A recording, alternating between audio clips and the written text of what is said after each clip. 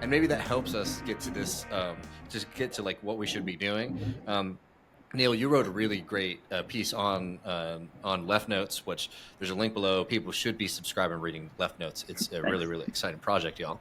But I found this really interesting. You wrote this piece called "The Politics of the Three Lefts," which I think articulated something that we've all been sort of dancing around trying to talk about for a while, at least in like lefty indie media. Could you talk about these three lefts? Just introduce them a little bit, and the kind of general taxonomy that you were working from. Yeah, definitely. So I started thinking about this, I don't know, a while ago. This piece started percolating in my brain when I was thinking about, like, when I started on the left, what I thought about what needed to happen. Me and my friends in 2012, 2013, we were all kind of obsessed with this idea of left unity. We were going to unite the left across this wide range of ideas and politics.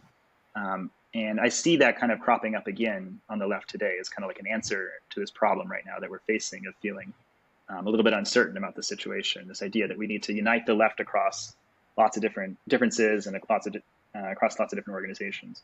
And I wanted to, like, I think there's a good impulse there to want unity on the left, but I think there also needs to be an understanding that, like, the left is not a single block of politics and values and principles and strategies. And so I made a distinction between what I call the progressive left, which is maybe the right wing of the left. Those are the people like Elizabeth Warren, Working Families Party, maybe Bernie Sanders on his bad days, definitely Bernie Sanders on his bad days, and other folks like that. A lot of people in the unions, nonprofits. These are people who basically don't have a vision of a better society beyond capitalism. They would talk about reforms and maybe single payer healthcare, but their vision doesn't go beyond that kind of humanizing capitalism. And then on the far left of the left, I have this group I call the hard left, which is the folks around Party for Socialism and Liberation and other groups like that tend to have a much more intense, zealous commitment to their beliefs. They definitely believe in a future beyond capitalism, but they want to have no truck with the Democratic Party. They can be very aggressive in their tactics. I think there's sometimes a tendency to glorify violence in those circles. And there's no real commitment, as I see it, to democracy, either in society or in the organizations that they build. They would argue that that's necessary, that you have to have kind of a top-down leadership structure, both in your organizations and in the society we're aiming for, in order to destroy capitalism. And then between those two lefts, I would say there's a democratic left, which I think is basically the politics of DSA, and maybe Bernie Sanders on a good day, or hopefully Rashida Tlaib or someone like other people like that. A lot of the DSA electeds, which we believe in a transition beyond capitalism, a transition to socialism.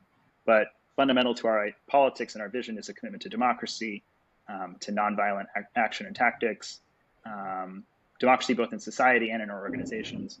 And so I think the key for us right now, people I would identify in the Democratic left, is unity within the Democratic left, and respecting that there is a place for the hard left and there's a place for the progressive left, and we can have relationships between them, and we need to work together, but also understand that there's some differences there that have to be respected.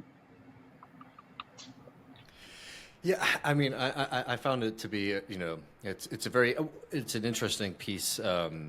Just that's, I think, in that kind of argument of sort of recognizing where these differences exist and why there is some kind of value in saying, like, this is what our politics are, instead of this kind of murky thing that you get. I mean, one of the things that's sort of funny about, I think, frankly, post 2020, and I think you're really seeing it right now, is a lot of people who sort of were like Bernie Sanders, Elizabeth Warren, I like them all, right? They're all kind of interesting. And then that line became really, really blurry between some of those folks and some of the other people who were like, Bernie Sanders is the only person, how dare you even bring up an Elizabeth Warren? And I think, for example, you're seeing it very clearly right now with, I think, some of that section of the progressive left, where that line has been made a little murky. I think a lot of them are very kind of happy to be re-embraced into the Democratic Party via Kamala, right? And I think that's something that I think a lot of people should sort of take a lesson from, about, like, yeah, there's a lot we can work together on, there's a lot we can agree on, but man, here's a very fundamental difference in our politics being kind of brought to light in front of us right now.